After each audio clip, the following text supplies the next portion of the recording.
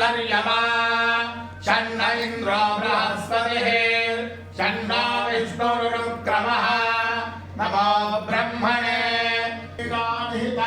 निशाचरचमु रामाय तस्मै नमः रामान्नास्ति परायणं वरदनं रामस्य दासोऽस्म्यहं रामे चित्तलयस्तदा भवतु मे भो राम मामुद्धरा भो राम मामुद्धरा गङ्गातरङ्गरमणीयजटाकलापं गौरी निरन्तरविभूषितवामभागं नारायणप्रियमनन्दमदापहारं वाराणसीपुरपतिं भज विश्वनाथं अन्नपूर्णे सदापूर्णे शंकर प्राणवल्लभे ज्ञानवैराग्यसिद्ध्यर्थं भिक्षान्देहि च पार्वती देवी देवो महेश्वरः स्वस्ति धारयतां ध्रुवाम्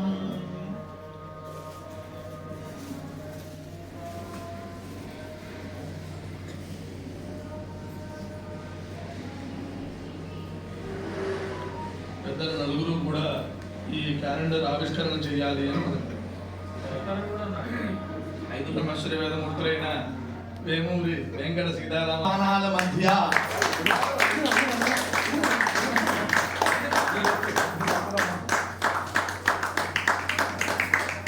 ధ్రువందే రాజా మరణాత్ ధ్రువం దేవ బృహస్పతిః ధ్రువం సైన్యస్తాక్తిష్టనాశ్వం భారతాం ధ్రువాం. వేమూరి వెంకట సుందర శివశాస్త్రి గారు పెద్దలకి ఇచ్చి మాకందరికీ కూడా చూపించాలి అని మనవి చేసుకుంటూ ఉన్నాం.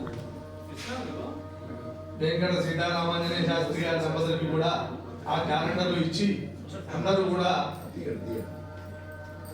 ఇస్మాయిల్తో ఫోటోలు దిగారు.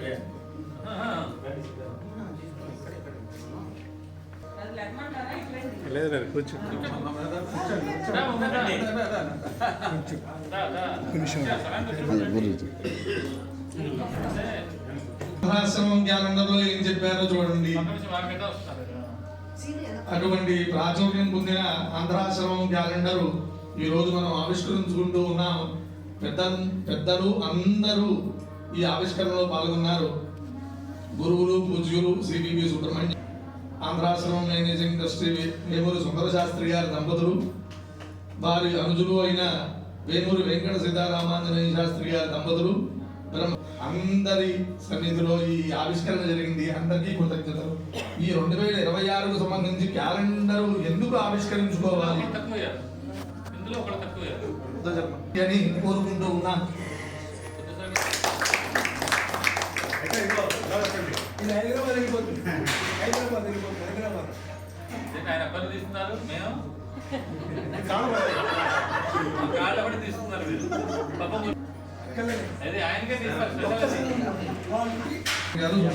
గారు కూర్చోవాలి అని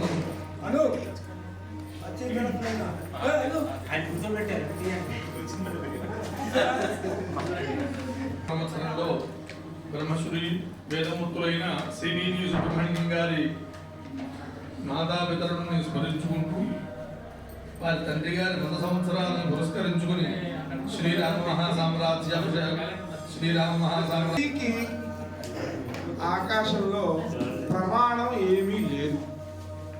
మానవ కల్పితం, సౌకర్యం కోసం కల్పించుకున్నాం. కానీ తిథి అలాంటిది కాదు, దైవ నిర్ణీతం. ఆకాశంలో మనకి పూర్ణిమ ఏదో అమావాస్యదో స్పష్టంగా కనిపిస్తుంది. ఇవాళ తేదీ ఇంత అనేది ఆకాశంలో ఏం చూస్తాను చెప్పండి, నేను తెలియదుగా. సాధించుకోవడానికి తగిన ప్రత్యేకమైన సమయాలను నిర్దేశించేదే మన క్యాలెండర్, మన పంచాంగం. అంటే తక్కువ సమయంతో వస్తుంది చేస్తే. ఇంకో విశేషం, కాశీలో జపం చేస్తేటండి ప్రతి 12 నిమిషాలకి 3 సంవత్సరాలు ఇతరత్రా జపం చేసిన ఫలితం వస్తుంది. ఇప్పుడు ఆలోచించండి, మొత్తం రాత్రి అంతా ఎన్ని 12 ఉన్నాయో లెక్కేసుకోండి. అప్పుడు ఎన్ని వేల సంవత్సరాల తపస్సు 24 గంటలు పుణ్యం ఖర్చు పెట్టేసుకుంటాం.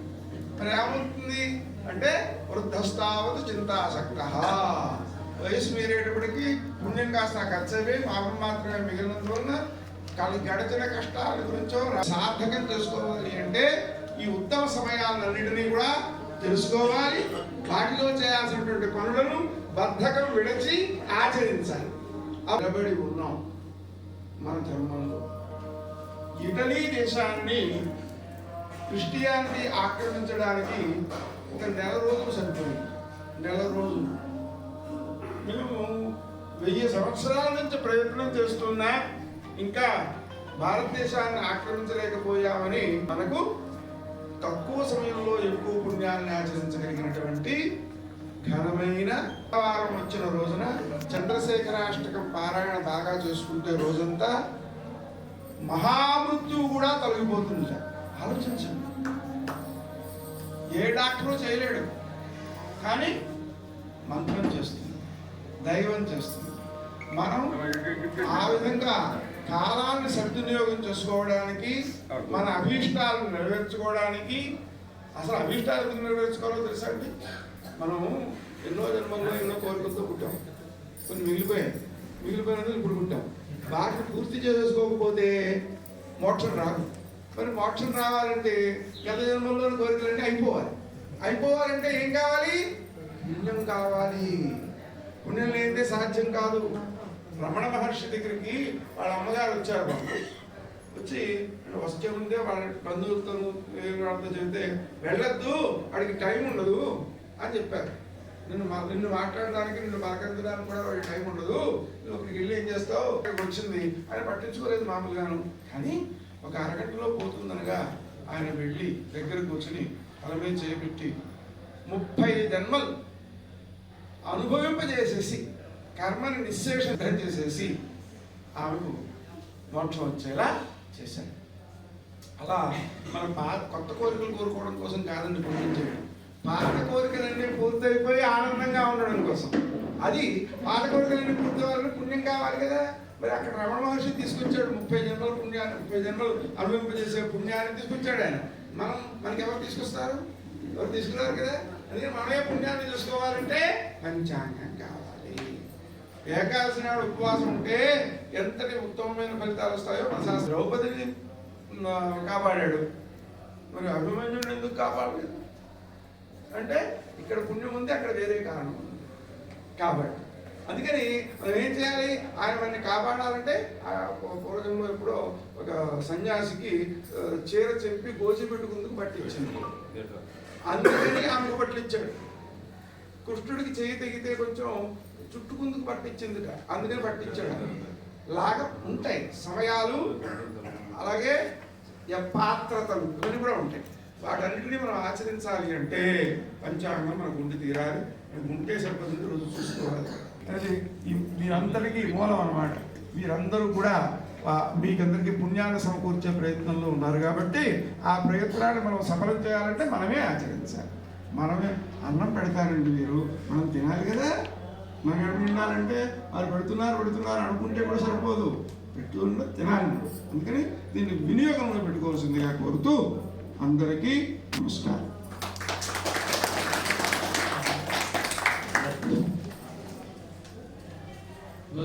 ఈ సందర్భంగా 2 నిమిషాలు ఒలివేలు సోమయ్య గారు మాట్లాడడం కోరుతున్నాను. మంచి విషయాలు ఈ పెద్దలు ఉంటే మంచి విషయాలు చెప్తుంటారు. ఆపదామపహర్తారం దాతారం సర్వసంపదాం. మనం తినేటువంటి తిండి ఇవన్నీ కూడా ధర్మంతో ముడిపడి ఉన్నాయి. మనం వండుకున్నాం, ఎందుకు వండుకున్నామంటే మన కోసం వండుకున్నామా? పరమాత్మని నైవేద్యం పెట్టాలి, పరమాత్మని నివేదన చేసి దాన్ని ప్రసాదంగా తినాలనే ఉద్దేశంతో వండుకుంటాం. ఒక ఆయన అన్నారు నాతోటి, వారింట్లో 400 సంవత్సరాల రాములు వారి విగ్రహాలు ఉన్నాయి, అవి చూపించారు. వారి నాయనమ్మ గారు అనేవద్ద ఏనాడు కూడా ఆవిడ 2 కూరలు తక్కువ చేసి వండలేదు. ఎందుకంటే ఒరే మనం చాలు అన్న తినేసిన పర్లేదు, ఆవకాయ అన్న తినేసిన పర్లేదు, కానీ ఇది రాముడు గారు నైవేద్యం పెడుతున్నాం. ఆయన చక్రవర్తి, సార్వభౌముడు, ఆయనకి పప్పు 2 కూరలు అన్నీ షడ్రసోపేతంగా భోజనం ఆయన నైవేద్యం పెట్టాలిరా అని వారు. అంటే మనం మన కోసం వండుకోవటం లేదు, ఏదో నిలబడి తినేస్తాము, పడుకుని తినేస్తాము, టీవీ చూస్తూ తింటాము, మంచం మీద కూర్చొని తింటాము, పరిగెడుతూ తింటాము, చెప్పులు వేసుకొని తింటాము, ప్యాంటు షర్ట్తో తింటాము అనే సాంప్రదాయం మనకి కాదు. శుభ్రంగా వండే వాళ్ళు బండిగా వండుతారు, భగవన్నామం చేస్తూ ఇక్కడ అంటుంటారు హిందీలో, జైసే అన్న వైసే మన్. అన్నం ఎలా ఉంటుందో మనసు కూడా అలాగే ఉంటుంది.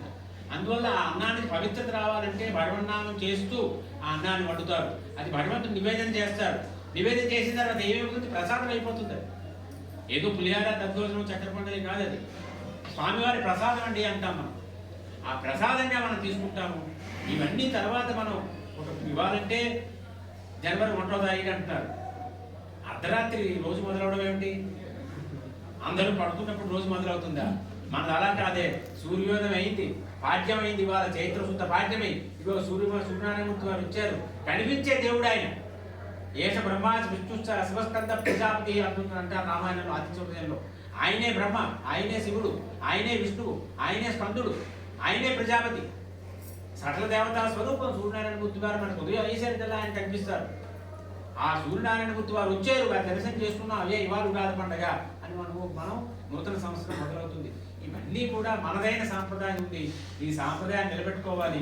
ఇది ఈ తెలుగు దాంట్లో ఉన్నటువంటివన్నీ విషయాలు మనం అవగతం చేసుకొని వారు చెప్పిన విధంగా మన ధర్మాన్ని మనం రక్షించండి. ఈ క్యాలెండర్ ఎలా మన పిల్లలకి తెలుగు నెలలు 12 వచ్చినా అసలు మనలో ఎంతమందికి వచ్చును? ఋతువులు 6 ఋతువులు ఏవేవో చెప్పగలరా? ఏ ఋతువులో ఏ నెలలు వస్తున్నాయో చెప్పగలమా? మనం ఆలోచించండి. పోనీ ఇవన్నీ గుర్తులే. పుష్యమాసము, హేమంత ఋతువు అని వచ్చేసింది అక్కడ, వసంత ఋతువు. కాబట్టి మన ధర్మాన్ని మనం రక్షించుకోవాలండి, మన సంస్కృతిని మనం రక్షించుకోవాలి. మనదైనటువంటిది.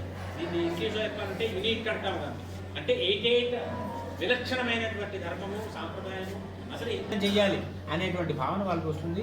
ఇలా చెప్పమంటే నేను చెప్తూ ఉంటాను రోజంతా కూర్చోబోయే వాళ్ళు చెప్పిన జాగరం అన్నారు కదా, జాగరం చేసేవచ్చు, హరినామ కీర్తన చేసుకుంటూ ఆ 5000 సంవత్సరాలు జపం చేసినటువంటి ఫలితం పొందదామంటే కూర్చుంటాం. సరే, అందరికీ అవకాశం ఇచ్చినటువంటి మా వేమూరి సుందర శాస్త్రి గారికి, వారి సోదరులు సీతారామాంజనేయులు గారికి, సీత రాముడు ఆంజనేయుడు ముగ్గురు ఉన్నారు అక్కడ. అంటే ముగ్గురిని సేవించినట్టు అవుతుంది వారి పేరు చెప్తే. వారందరికీ ధన్యవాదాలు. సివివి సుబ్రహ్మణ్యం గారికి, ఉట్లూరు వారికి నమస్కారములు. మా బుద్ధ శర్మ గారికి, శ్యామశాస్త్రి గారికి నమస్కారం. జై శ్రీరామ్. నమ పార్వతీ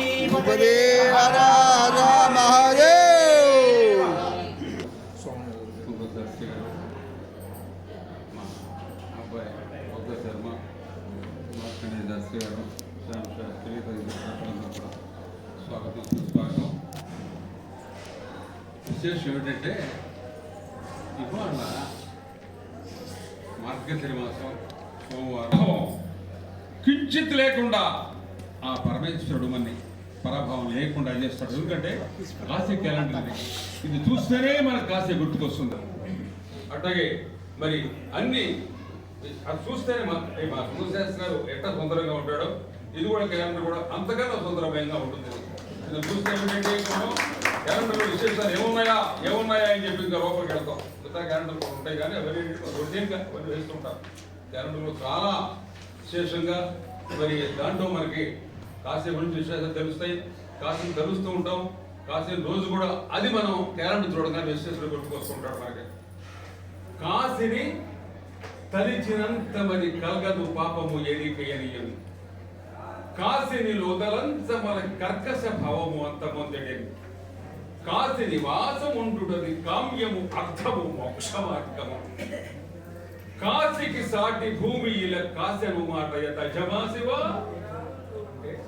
అటువంటి మహత్తరమైనటువంటి కాశీలో ఇటువంటి విశేషమైనటువంటి క్యాలెండర్ని మనం వచ్చే సంవత్సరం క్యాలెండర్ని అతి సుందరంగా రూపొందించిన క్యాలెండర్ని మంచి ప్రత్యేకమైనటువంటి ఈ రోజున మరి ఆంధ్రాశ్రమంలో రామమందిర్లో మరి మా సుందర శాస్త్రి గారి యొక్క మరి ఆ బృహత్తరైనటువంటి ప్రణాళికలో ఇవాళ మంచి రోజు ఆవిష్కరం.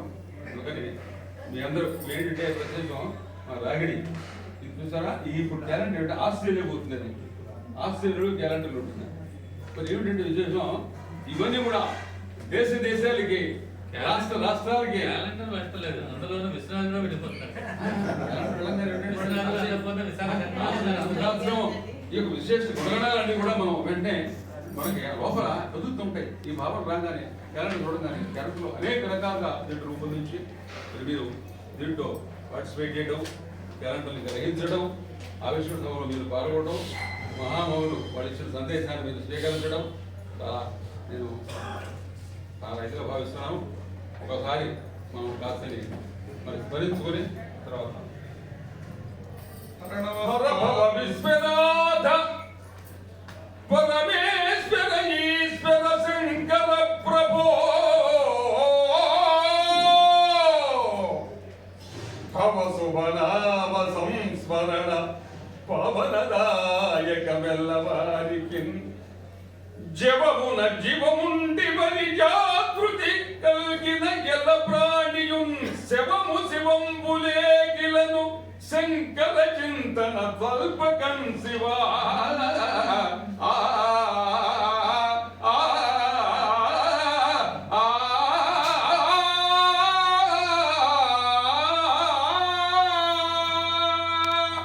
అటువంటి పరమేశ్వరుడు సన్నిధిలో పవిత్ర జాహ్నవి గంగా తీరంలో ఆంధ్రాశ్రమ ప్రాంతంలో క్యాలెండర్ ప్రదోష కాలంలో పూజ్యం పునీతం మహత్తరైనటువంటి రోజున ఆవిష్కరణ సభలో మీరు పాల్గొనడం మరి జన్మజన్మ కుటుంబంగా నేను భావిస్తున్నాను.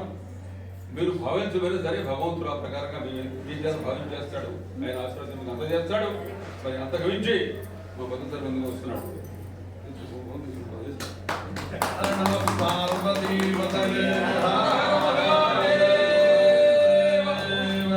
ఆవిష్కరణకు వచ్చిన లక్ష్మీనారాయణ గారికి, సుందర శాస్త్రి గారికి, సివిపి సుబ్రహ్మణ్యం గారికి, గురుగన సోమయాజులు గారికి ప్రత్యేక ధన్యవాదాలు తెలుపుకుంటూ ఉన్నాను.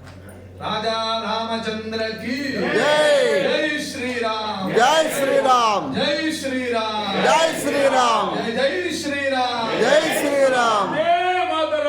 వందే మాతరం, వందే మాతరం, వందే మాతరం. శ్రీమదే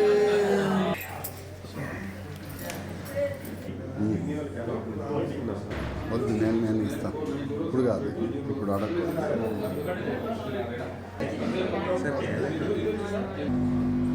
చూడు బాబు, అవతలి ఇద్దరు కొద్దిగా